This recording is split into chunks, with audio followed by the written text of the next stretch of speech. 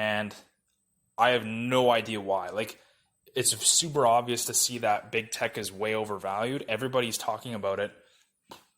And if you go on Reddit, this guy did a graph of the most talked about stocks, and they're all basically tech or pharma. Again, no clue why. And, I like history. So, there was a dot-com crash. I think it was in the 90s. And right after the dot-com crash, it was the rise of oil. And I don't understand all the factors, obviously, but, there's a pattern in there where there was a big tech thing going on. It didn't pan out because a lot of tech things are virtual. They don't have any physical implications. And a lot of these companies are way overvalued. Tesla is one of them. And honestly, any electric car company is one of them. Even Apple. Apple hasn't really done anything differently. And you could argue that their revenues have kind of stagnated even the last couple of years.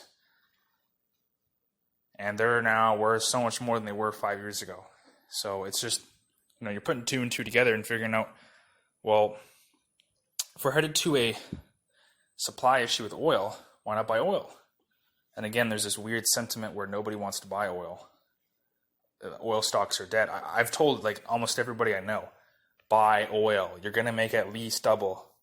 And with Athabasca oil, you're going to make probably 5 times your money. But yeah, no one wants to listen, right? So I don't understand. The other investment too is Fire and Flower. There's a lot of weed companies out there, but there's very few good ones. These guys are actually partnered with Couche-Tard. And I'm willing to bet the second the news article comes out where they say, yeah, we're going to California. The stock will probably quadruple instantly. I would not be surprised. Maybe 10 times. I don't know. If GameStop can go up 7 times in a day, and there's literally no value there, I don't know why anybody would buy that. Again, it was fueled by Reddit people, kind of as a joke, I think. But yeah, why can't it go up 10 times? Because these guys actually have potential to go anywhere in the world. And they're kind of doing that. They're one of the more profitable weed companies out there. And even their competitors, High Tide is one of them. They're backed by Afria, I believe, or Afria has something to do with them. And I think Aurora Cannabis does too. And Aurora Cannabis is a walking disaster. If anybody owns that stock, I feel bad for them because they honestly were lied to and they paid the price. So I guess point being is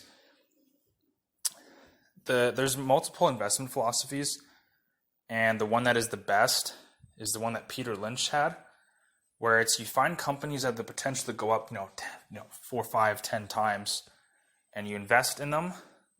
And if one of them works out, well, you just made 10 times your money. Well, it doesn't matter if you had 4 or 5 different investment choices. Your overall return is much better than the market, much better. And dividend investing when you're young is stupid. It doesn't make any sense. I was dividend investing for part of a year. Then I realized how stupid that was. You're like, oh, I want to make this guaranteed money. But nothing's guaranteed. Investing, a lot of it is just speculating, which means it's not betting, but you're essentially looking to the future and you're speculating that it's going to go up. That's what it is. So why would you buy dividend stocks? You're going to make 7%-ish for a good one. 30% in a stock is more than 7% of guaranteed income. And I think a lot of people's mentality is flawed. They want this, quote unquote, safe investment.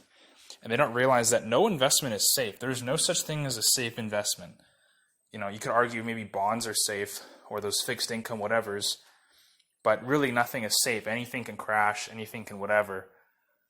Companies cut dividends this year. I'm pretty sure no one saw that coming. So nothing is safe. So by buying companies that have the potential to go up 10 times, and there is a real possibility of this happening, you're actually increasing your chances of success. So there's people who are they'll hop on trends and they're like, oh, I made 4 or 5%. It was pretty sick. And it's just pointless to me. Why would you do that? And I'm part of an investment club, and people's investment philosophies are just terrible. Like, it's like they've never watched or read anything. And it's like they're throwing real money at companies with no value, no real value. And some of them do okay, but again, you don't, right now with COVID, you can't really meet anybody. So you don't really know. It's on Discord. You don't really know who's on there. So I guess my finishing point would be, I'm going to make a lot of fucking money. And it's going to happen in the next year, or maybe 2 years.